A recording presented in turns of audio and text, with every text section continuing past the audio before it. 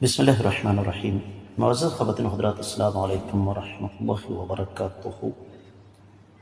کیا آقا علیہ الصلوۃ والسلام نے اپنی زندگی کے آخری ایام میں متع کی اجازت مرحمت فرمائی تھی؟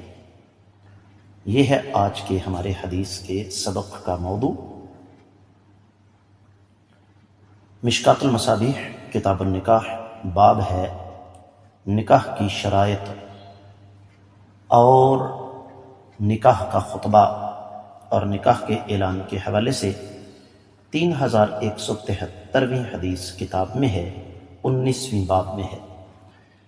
الفاظ سماعت فرمائیے گا۔ وعن ابن عباس رضی اللہ عنہما قال انما كانت المتعة في اول الاسلام كان الرجل يقدم البلدة ليس له بها معرفة فيتزوج المرأة بقدر ما يرى أنه يقيم فتحفظ له متاعه وتصلح له شيئه حتى إذا نزلت الآية إلا على أزواجهم أو ما ملكت أيمانهم قال ابن عباس فكل فرج سواهما فهو حرام رواه الترمذي۔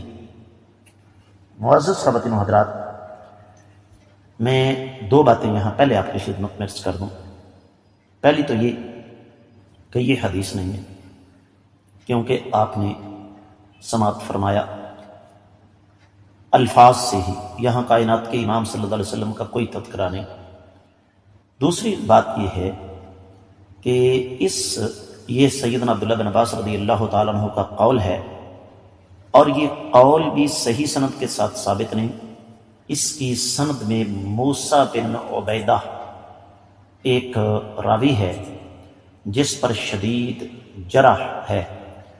یہی وجہ کہ حافظ ابن حجر رحمۃ اللہ علیہ نے اس کو فتح الباری میں شاذ قرار دیا۔ شیخ ابن باز رحمہ اللہ نے اس کو مجموع الفتاوی میں ضعیف قرار دیا۔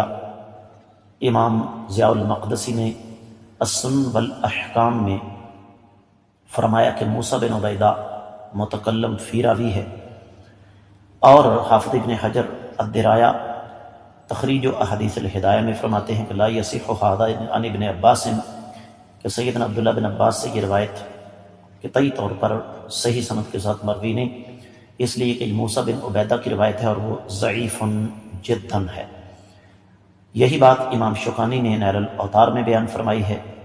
شیخ البانی رحمۃ اللہ علیہ التعلیقات الرضیہ میں یہی بات بیان فرماتے ہیں۔ امام ربائی نے فتح الغفار میں فرمایا اس کی سند ضعیف ہے۔ امام مبارک پوری نے تحفۃ الافدی میں اس کو ضعیف قرار دیا۔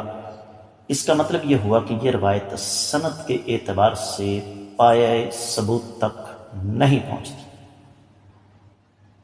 یعنی پوری تحقیق کرنے کے بعد میں آپ کی خدمت میں یہ بات عرض کر رہا ہوں۔ یہ روایت سند کے اعتبار سے تو خیر ثابت شدہ نہیں ہے، متن کے اعتبار سے بھی یہ روایت شاذ ہے، یعنی کسی قیمت پر بھی یہ قابل قبول نہیں ہے۔ اب آتے ہیں ترجمے کی طرف۔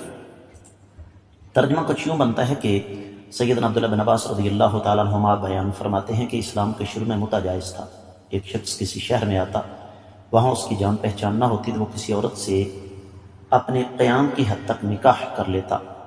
وہ عورت اس کے سامان وغیرہ کی حفاظت کرتی، اس کے لیے کھانے وغیرہ کا اہتمام کرتی۔ تو پھر آیت مبارکہ آ گئی کہ وہ لوگ جو اپنی شرمگاہوں کی حفاظت کرتے ہیں ماں سوائے بیویوں اور لونڈیوں کے، تو سیدنا عبداللہ بن عباس رضی اللہ تعالیٰ عنہ نے فرمایا ان دونوں کے علاوہ سب کی شرمگاہیں حرام ہیں۔ تو یہ روایت سند کے اعتبار سے ثابت شدہ نہیں ہے۔ میں آپ کی خدمت میں پہلے عرض کر چکا ہوں کہ یہ تو نبی علیہ السلام کا فرمان ہی نہیں، لہذا جو نبی علیہ السلام کا فرمان نہ ہو وہ حدیث ہو ہی نہیں سکتی۔ میں امید کرتا ہوں کہ آپ کو اس کی اچھی طرح سمجھ آ گئی ہوگی۔